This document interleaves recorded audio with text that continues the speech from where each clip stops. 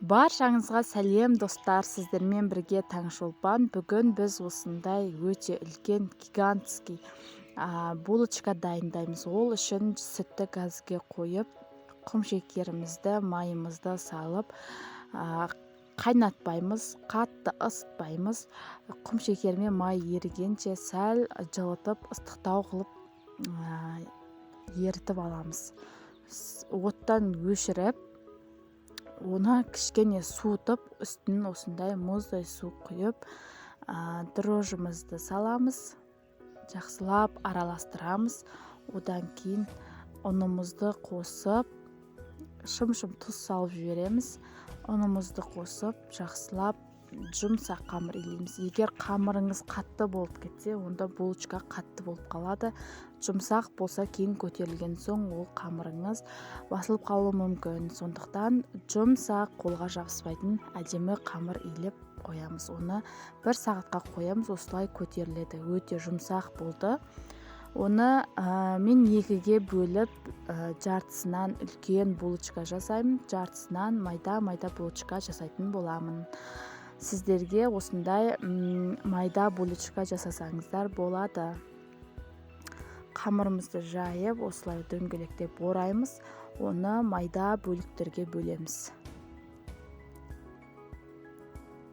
Видеодағыдай бөліктерге бөлеміз. Егер ортасына өздеріңіздің қалаған начинкаларыңызды қоссаңыздар болады, варенье қоссаңыздар болады, жаңғақпен құм шекерді араластырып, сары маймен қоссаңыздар болады. Және де корица қоссаңыздар өте дәмді болады. Мен ортасына мак пен сары майды, құм шекерді араластырып қостым. Жақсылап орап аламыз. Одан кейін 5 минут тынықтырып, одан кейін тағы да жаямыз. 5 минут, 10 минут тынықтырып қоямыз. Одан кейін мен осындай бір сары май жағып алып, құм шекермен сары майды жағып, майда булочкаларды осылай орап шықтым. Кейін формасына келтіріп, тағы да көтерілгенше қойып қоятын боламыз. Үлкен булочкамызды алып, оны жақсылап ұзын етіп жаямыз. Қолымызбен осылай видеодағыдай жаямыз. Одан кейін ортасынан пышақпен бөліп, гүл тәріздес етіп жасайтын боламыз. Видеодағыдай істесеңіздер түсінікті деп ойлаймын. Осылай қолымызбен ораймыз и екі жағын біріктіретін боламыз.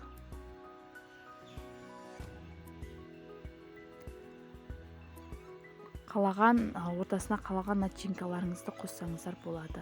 Осылай пергаментке қойып, 2 есе, 3 есе көтерілгенше жылы жерде ұстаймыз. Бұл булочкалардың жасалу жолдарын барлығы менің каналымда бар.